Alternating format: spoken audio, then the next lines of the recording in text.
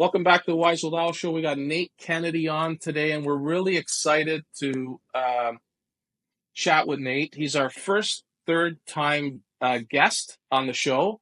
And the last time we got together, we had a post that popped. It had like 4.5 million views on the student loan topic. And I want to clarify something. So, that particular post talked about how it was so prudent to pay down the provincial component first because there's interest on that and zero interest on the federal government portion. So can we talk a little bit about clarifying how to do that? Because we got a ton of questions, like thousands of questions about how you do that. Yeah, no, it was fantastic. And it was great to see that reception. I had shared that tip in the past, but it didn't seem to get the same sort of traction. So I don't know what it was about the video or the way we kind of like put it out there. Maybe it was a joke at the end. I don't know. But it really resonated and was, I felt like everybody it had a virality because it was getting sent to everybody, right? Like, people being like, did you know about this? Did you know about this? So it had that nature to it. I think to clarify, it's sort of like a backdoor way that they don't really advertise, but if you call the NSLC NSL SC, they'll basically like, yeah, like if you send us a check, it can't be made through your bank. It has to be like cash check, whatever, which is like weird that it's like that. And if you send us a note, like a written note, that says you want to direct it to that, like we can do that. So it's almost as if they weed out people because they have to go to such not an extraordinary length, but it's quite out of the way because who mails anything at all? But effectively, what you would do is well log on and see what portion of your loan. Let's say you have 20 grand in student debt. You'd log on, you'd say, okay, I got 20 grand in student debt. And then it shows you a breakdown. What's your provincial portion and what's your federal portion? Um, a lot of times you'll find that the provincial portion is actually a lot smaller than the federal portion. Sometimes it's 50-50. It depends on the province. Sometimes it skews the other way. But from what I've seen, it's usually like 80-20, 90-10. You look at that portion, let's say it's, 20K, let's say it's like 2 or 3 grand provincial. You can put together some money, pay that specific, write a check, $2,000, $3,000 directly to the provincial portion. Tell them in a note in a mail thing that like, hey, like put this check completely towards that and clear it off. And then you just will have after some time, eventually they'll apply it, and you'll just have a simple federal loan, which as of right now and has been for the past few years, is accruing no interest at all. So is effectively shrinking over time because of inflation, right? So the forever loan, as we called it. So that is the Well, whole process. well, I'm going to try to find that address. I'm going to post the address, and that way someone has a reference point to get to. But Yeah. that's great, and let's hope the response gets 4.5 million views too. So we need another one to pop.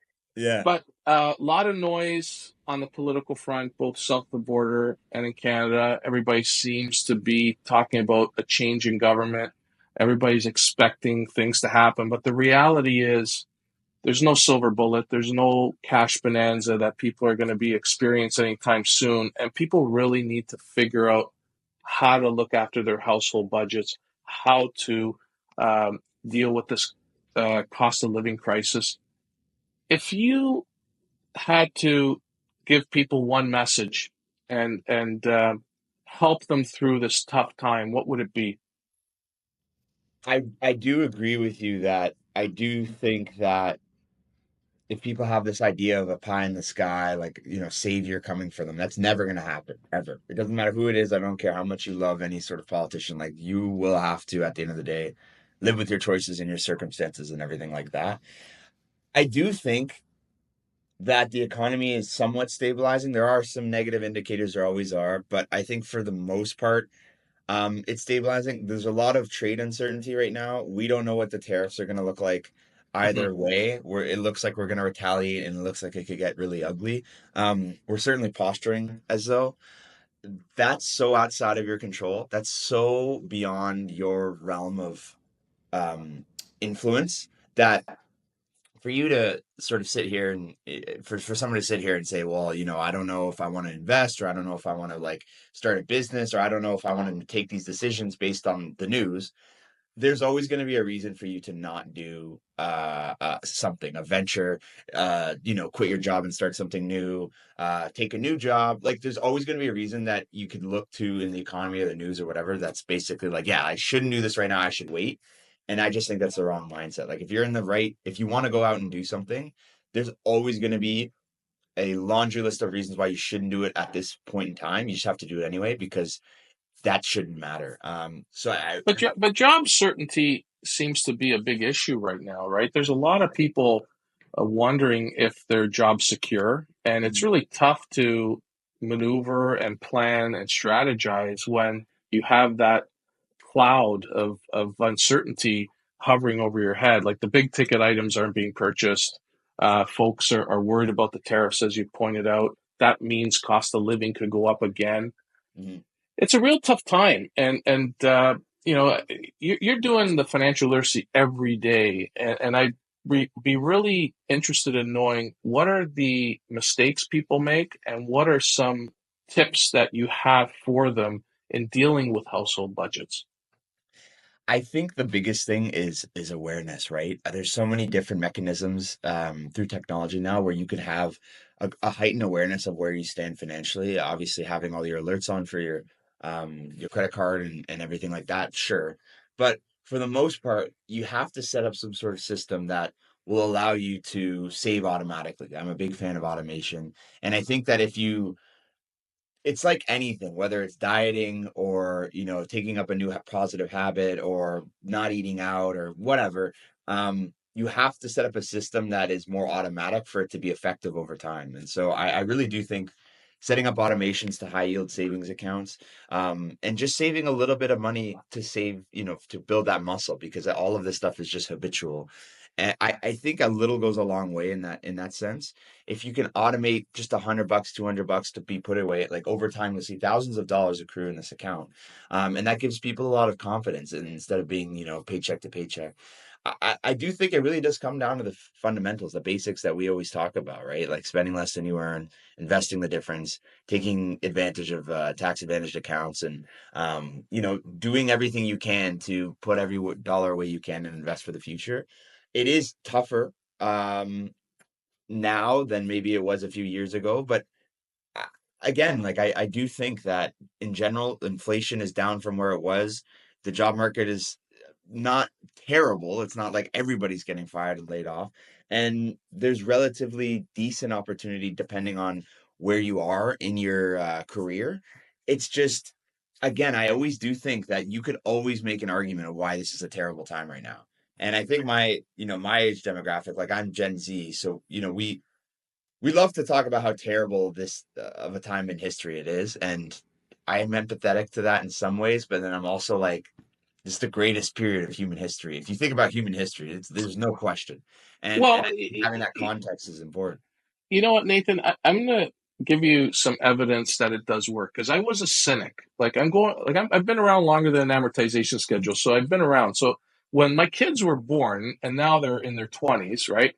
There was this RESP program, Mhm. and you're able to contribute $2,000 a year. And I always looked at that program with a bit of cynicism because the cost of education was going through the roof.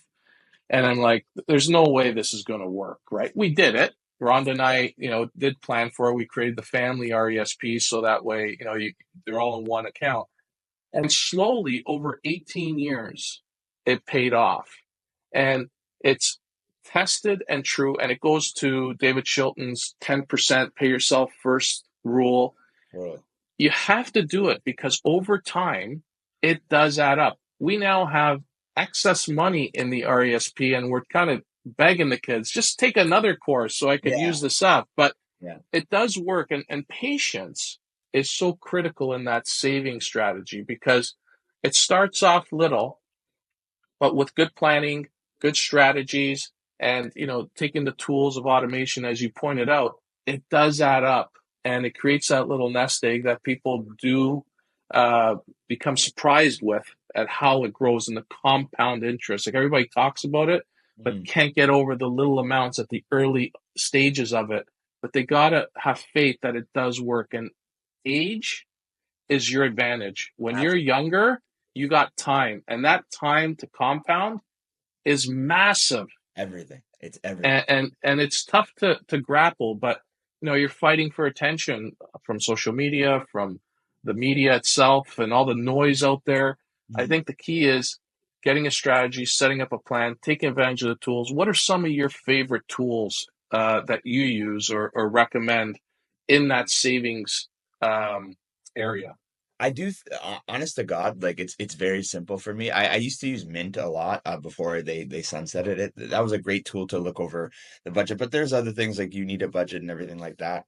But most banking apps now have their own sort of financial insights and tools that you could set up in the app in and of itself, set up budgets, set up line items, set up alerts for, when you've overspent on a certain thing. And you don't necessarily need to worry about like a third party linking in with your banking information. Like it's all in endemic to the app. I know RBC has it, CIBC, I believe TD. There are these insights you can use and just construct a budget on your phone. You don't need to use any sort of external thing, and it'll alert you when you've gone, under or over a certain category and everything like that. I think if spending, that's the thing. For investing, obviously, Wealth Simple, Questrader, two of the best platforms that are out there. Those are always the two that I recommend. Questrade's a little bit more has more options, maybe is a little bit more expansive, and maybe than maybe Wealth Simple. Wealth Simple has a very simple interface. It's very easy to use. Like anybody could figure that out. But Questrade's honestly getting there too. So those are two fantastic platforms where you could set up automatic contributions every month to save, a couple $100, maybe 1,000 and beyond per month to start putting away for your retirement in some of those tax advantaged accounts. But again, at the end of the day, it's all about automation, setting up those systems. You don't have to think, like you want to get to a place where you don't have to think, like you get paid and then you pay yourself, right? Your money gets thrown away for Yeah. yourself and your bills are automated, so you're building perfect credit, and it's this beautiful sort of flywheel. So it really is set up that system once and just iterate at it over time. I want to drill down on a topic that I think has discouraged a lot of young people, and that's home affordability. And the cost of housing's almost doubled. We've heard the slogans from politicians over the last 10 years. It's gotten out of hand. But, you're in that demographic that is dealing with that issue. If you were trying to convince them to have faith and appreciate that there is going to be opportunity at some point, what tips would you give your generation to hang on to that goal of home ownership? I don't know necessarily if my folks love hearing this because I've talked about this topic endlessly, and my opinion's a little bit different. But you're just gonna have to buy a home later. I'm sorry, like that's just what it's gonna have to be. You're not Probably the average person in their late 20s is probably not in a position to afford a home in the GTA. They just aren't. It's gonna take a lot longer, and there's nothing wrong with renting. I always say that, like, keep your costs somewhat low, somewhat reasonable given your area, invest in the markets, grow your wealth, grow your career, grow your earnings into the six figures, and you'll buy a home later in your life, and that you will be able to afford it. It's unfortunate, but I do think that there's a lot of unforeseen sort of costs that come with home ownership. But home ownership is a privilege, and it's a luxury now, to be honest with you. And a lot of us aren't in a position to afford a luxury, and we have to wait a lot longer.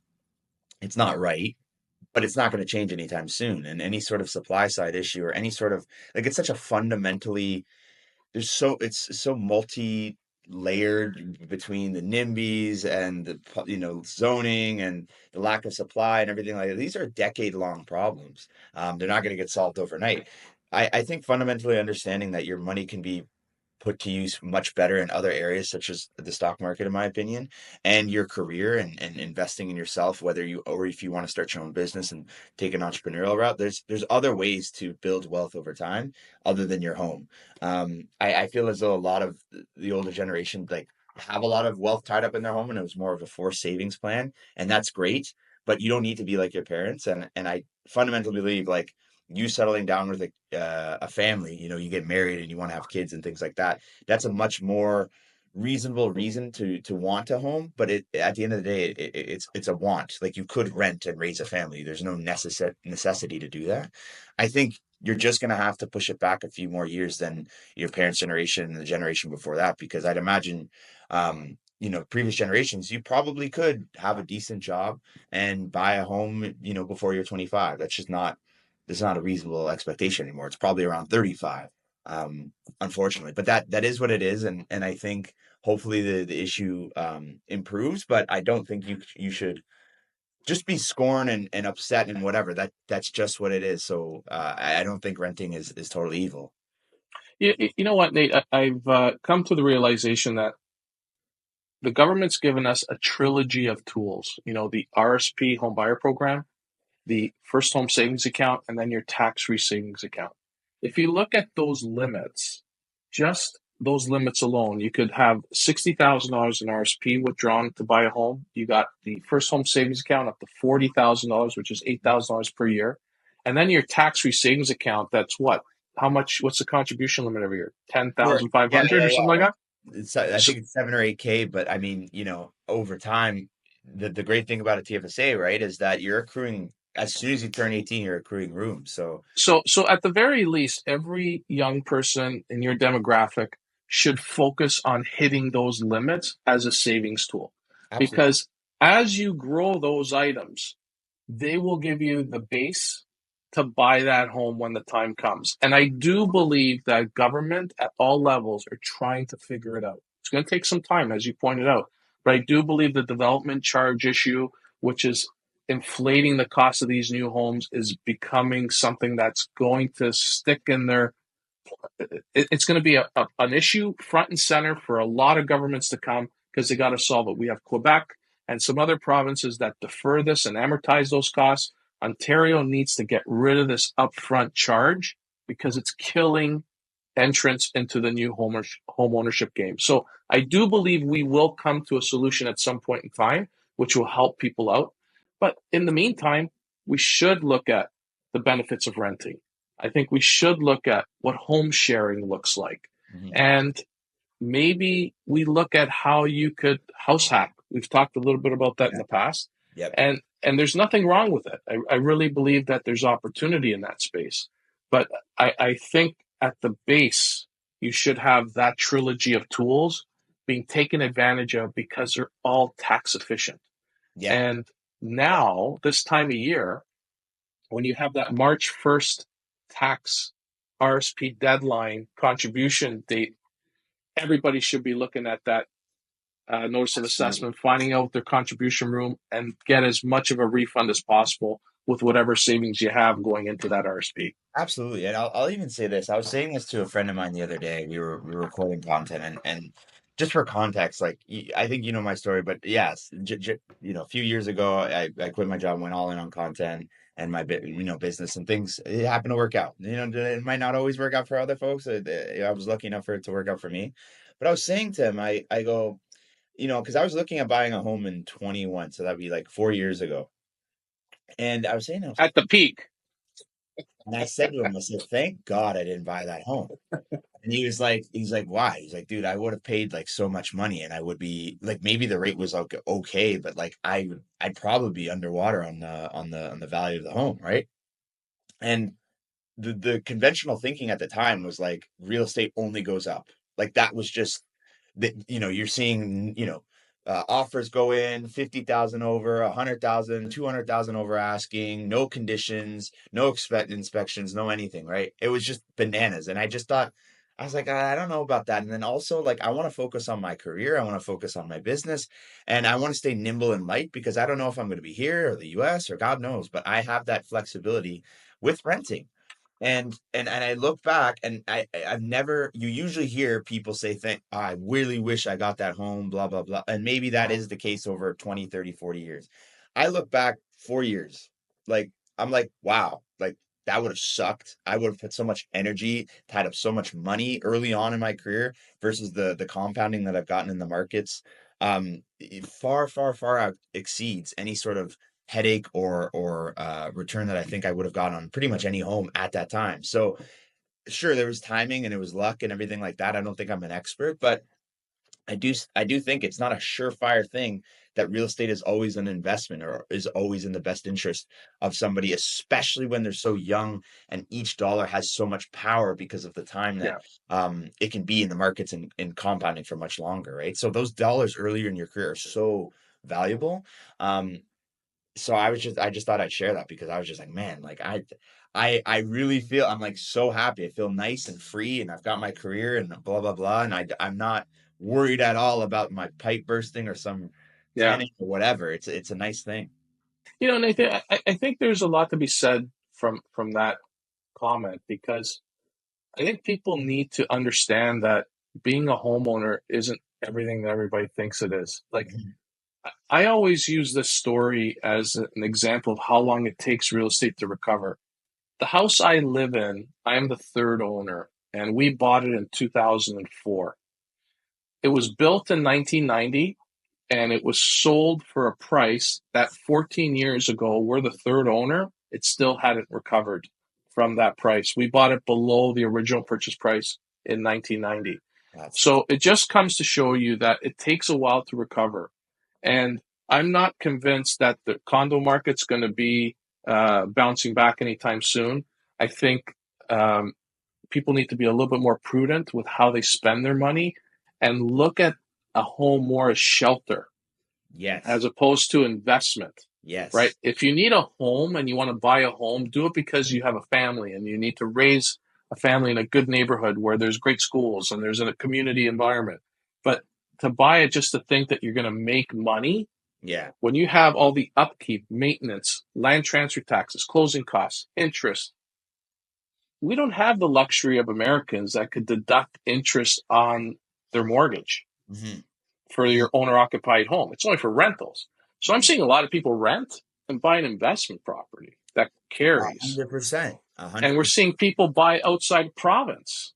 hmm So there's, you got to look at it as an investment, and it's got to make sense from a cash flow perspective. Otherwise, if you're just focusing on appreciation and you witness what we just witnessed in the last 4 or 5 years, you could be underwater and regretting ever thinking about doing this again. Yeah, and again, like it's just that's why conventional thinking on real estate especially is so dangerous. And I've always thought it's so dangerous because the conventional thinking is, and you'll hear some, realtors and realtor influencers and certain folks, I don't know what their agendas are, but they basically say just get into real estate as fast as you can at or as early as you can and whatever. And I think as a general principle, if you zoom out, sure, I guess. If you think about, Nanny Sue and her, she bought a place when in 1970 and now it's worth God knows what. Mhm. That's always the animal spirits that come out with these different types of things. But I am in some ways, obviously I'm empathetic to folks that are struggling with their home payments and everything like that. But it is a I'm glad that it's been a sobering reminder that asset classes aren't perfect and not there isn't a perfect asset class and there's going to be pullbacks, whether it's the stock market or the real estate market or whatever. And you need to be in a position financially to withstand those pullbacks or you can't afford it, right? The great thing about stocks is once I bought it and there's a pullback, it doesn't affect me at all. Like it doesn't affect my life, whatever. If there's a pullback in or your rates shoot up because you're in a variable rate mortgage, you're feeling that like that. Like you're feeling that you're paying the price for that. Are you in a position to financially withstand that or not? And if you're not, then you can't afford it. So I think it's been very sobering, but that sometimes that sobering reminder is healthy for markets to kind of understand it. For my generation to understand maybe this homeownership thing isn't like I don't mind waiting. Listen, I think it's prudent to do so. I think at the end of the day, it's got to make sense for you. And I always encourage people, if you could borrow less when you're buying a home, you're a winner. And your goal's got to be to get to zero as fast as you can. A hmm lot of people are just focusing on payment. And I'm a big believer. People don't buy houses, they buy payments, right? hmm What can I afford?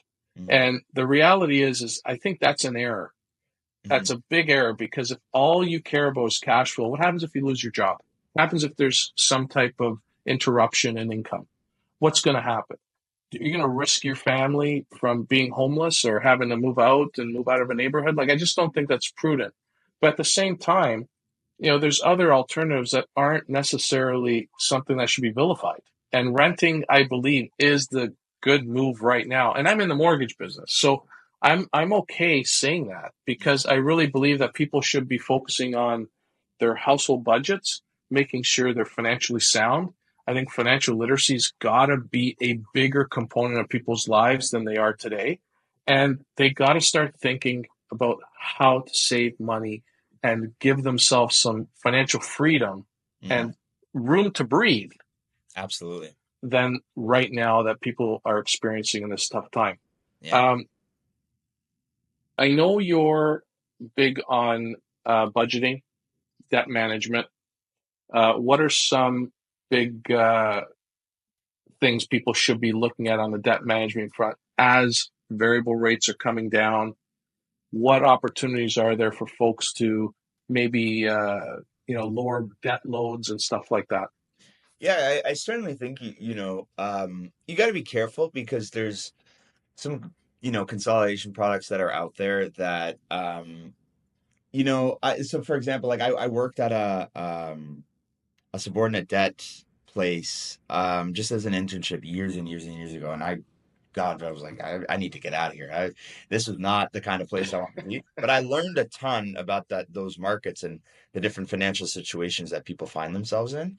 And one thing that you really want to be aware of at this time, because some folks would, the conventional thing is, well, if you've got a credit card that's at a higher interest rate and you've got this debt thing and this car payment, whatever, why don't you consolidate into one loan at a lower interest rate and then you can pay that down? That seems in principle like a good idea. What often ends up happening is that you actually end up borrowing more money because now you're offered more money and you have a bunch of other reasons as to why you need that extra five or ten or $15,000. So instead of consolidating the existing debt you have, you do consolidate it, but then you'll take more debt so that you have more breathing room. But really, at the end of the day, you're basically just digging yourself in a deeper hole. And I find that's whenever I see people sort of say like refinance into a lower interest rate, like yes, but like be very, very cautious about that, right? If TD extends you a credit line of 20 or $30,000 and you're just like, okay, well, I'll just pay off my credit card, do this and that and whatever. You need to, like, if you find yourself in a like you haven't been good with debt, taking out more debt is often It's not not a good decision. right. Um, if if you're in the financial markets and you're disciplined with debt, then yeah, refinancing sounds a lot, refinancing sounds great. If you're refinancing your mortgage because you want to get into a lower interest rate in principle and maybe you want to fix the roof or something, okay, fair. But if it's just about getting debt free, I really think you need to be very mindful of very, very mindful of like unsecured debt. And I think people need to be aware of that in this time as rates come down, as that sort of those products and those, info things in the mail come in about like refinancing down. Cause like even it's crazy, like even I'll get those things in the mail sometimes. It's like, well, why don't you lower your manage your payments? I'm like, I've been making payments early and on time for like as soon as I, turned 20 or whatever, right? So I'm like, if they're sending that to everybody, like, oh my gosh, I'm wondering how much their hit rate is because I keep getting them, so they must keep working. So just being very aware of that as rates will likely come down, is really important. One of the biggest disservices I think that's out there that banks have done to consumers is giving them the option to save $2 a month and getting electronic statements. I think people don't look at them. Mm, They don't give any attention to them. And people are used to just looking at 4 or 5 transactions on their phone at a time hmm. and can't really see a full statement, which could be 3, 4 pages. Absolutely. And people need to take a little bit more time to look at what they're spending money on. One of the tips that's been going quite well for me and getting very good responses: call your credit card company and tell them you lost your card, and they'll send you a new one. And then every subscription, monthly payment, membership that you don't know how to cancel is going to call you, find out what your credit card is, Yeah. and you could then decide whether you want to continue paying them or not. Yeah. because there's so many charges being applied to people's credit cards that they don't even realize is going through because they don't look at their statements. And I've Absolutely. had people save 200-300 bucks a month Oh yeah. just by doing that. And I think you were one of the first people that mentioned that you should do something like that. And I thought that was just a useful tip that I continue telling my clients that are struggling with Yeah. these credit card payments. Yeah. It's a great reset and it's easy for you. It's easy. You're not giving up the card. You're just telling them you lost Yeah, yeah. it. You have to, cope for a week or so till the new one comes. But I think it's a real good reset to get rid of the shit that you don't want to deal with. You've Absolutely. done a lot of work on credit card assessments and evaluations and comparisons. What are the best travel cards and what are the best rewards cards that are out in the market right now? Yeah, I absolutely love the MX Cobalt. I think it's still the best sort of card, daily use card in Canada.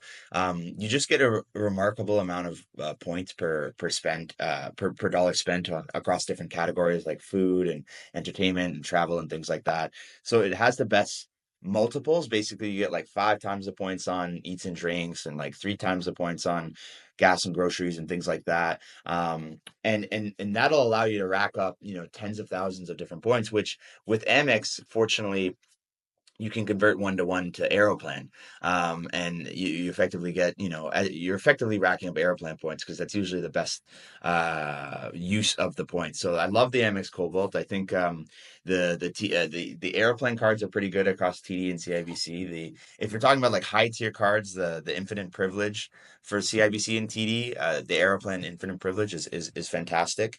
They're expensive cards. Their annual fees are into the hundreds, but you get a lot more benefits in my opinion, especially if you travel a lot for work or if you travel quite frequently.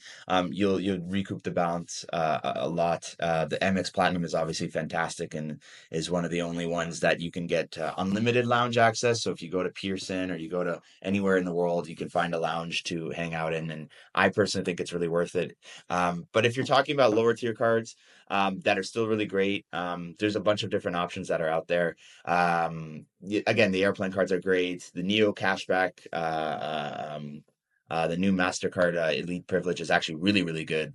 You can get a few $100 back on that, and the annual fee is really reasonable. So there's a lot of decent cards that are out there. I would just underscore that, this message is tailored for somebody with an 800 plus credit score. So if you don't have that, then don't worry about anything I just said.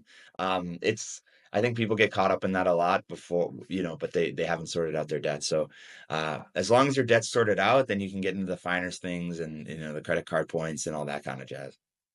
I'd be remiss to go through a whole discussion with you and not bring up TikTok. Yeah, yeah, absolutely, absolutely, yeah, How's social media going for you? You're working on a lot of good projects. How's that impacting you? I know I hear a lot from my son, yeah, who's in this world. yeah, He's a little bit bent out of shape over it with a lot of U.S. followers. But yep. what's your take on it? And do you think this could be back on track? Yeah, I've generally been quite positive about the whole process. Obviously, last week was just like a roller coaster for any creator, whether they're on TikTok or not or whatever. It's a lot of uncertainty around free speech and everything like that. Obviously, with Canada trying to, or allegedly trying to dissolve the TikTok Canada into the US and things like that. It's a very I'll say I spent a ton of time following it, obviously. But through the whole time, I just didn't really buy the rhetoric that we were just going to lose a multi-billion-dollar platform, a platform that the incoming president loves, a platform that makes 7 million plus businesses in the U.S. and tens of millions of folks money in the U.S. and Canada. That there's I think it's 15 million Yeah, out of the 40 million or 15, 16 million out of the 40 million that use TikTok. That's a extraordinary amount of Canadians in the U.S. So I do think the whole thing was very dramatic. There'll probably be a series that comes out of it. Um, I got a notice this morning that allegedly China is posturing that they're open to a sale to the U.S., which is a massive difference as in opinion. And so I don't know. Mr. Man down south. I don't know what he's been doing, but Yeah. they seem to be opening up a little bit. I don't know what will actually shake up, but certainly it coming online. But yeah, last night was fantastic, and it's good to see that we'll have TikTok a bit longer. But I think as a creator and for my business, like I have definitely diversified a lot from TikTok. I still love it and still post there a lot, but you have to be spread across platforms. You have to be working on other things. Yeah, I definitely saw Mark's videos, the reminiscing and stuff like that. He took advantage of the Yeah. situation in a really great way, and it's still here for him, so it's fantastic. So what are you working on that you're pretty excited about this year? So, a lot of my videos I'll do where I'm sort of talking back and south, like Yeah. those are starting to really advance, and I've really started to talk about different themes. So I'm thinking about bringing in external actors and potentially doing like proper scenes of and things like that. So having those dialogues, having that is really really exciting. Potentially removing myself from them, right? Just basically because in my Producing. producing, because I think the reason my videos do well, as much as I think I'm not, terribly ugly and things like that, I do think the reason why they do well is the writing and the dialogue and the story and the financial thing that I'm trying to get across, right? That's at the end of the day, people in this sort of economy, attention economy, they're more driven by their interests and themselves than the creator, right? There's exceptions for that. Certainly, Mark is one of them, where people just love Mark. But for a guy like me, like it's the story, it's the content, it's the financial literacy, it's everything like that. So, I think you do a phenomenal job. I really enjoy it. I think you've hit a real interesting niche that is so needed in the current marketplace, especially in your generation. mhm, And I encourage you to continue doing it because I thank you. think you're making an impact, a positive one for that. And I love it. I think you're doing a phenomenal job. Anyone who is interested in finding out more about you, where do they find you? I'm New Money Nate on TikTok. I'm Nate New Money on Instagram, and you could just shoot me a DM, shoot me an email, shoot me a LinkedIn. I'm on LinkedIn as well, Nathan Kennedy. LinkedIn's actually one that I'm really focused on for this year. I've been posting a ton there, so hit me wherever. I try to get back to as many people as I can, and I'm happy to help if you enjoyed the pod. Well, the next time you're in town, come in. I owe you lunch. Love to see you and catch up and talk about some interesting things we're working on. And I want to thank you for coming on. This was a great chat. A lot of little nuggets there, and I really appreciate it. So thank you so much, Nate. Thanks for coming Appreciate on. it. Thank you, man. All right, take care.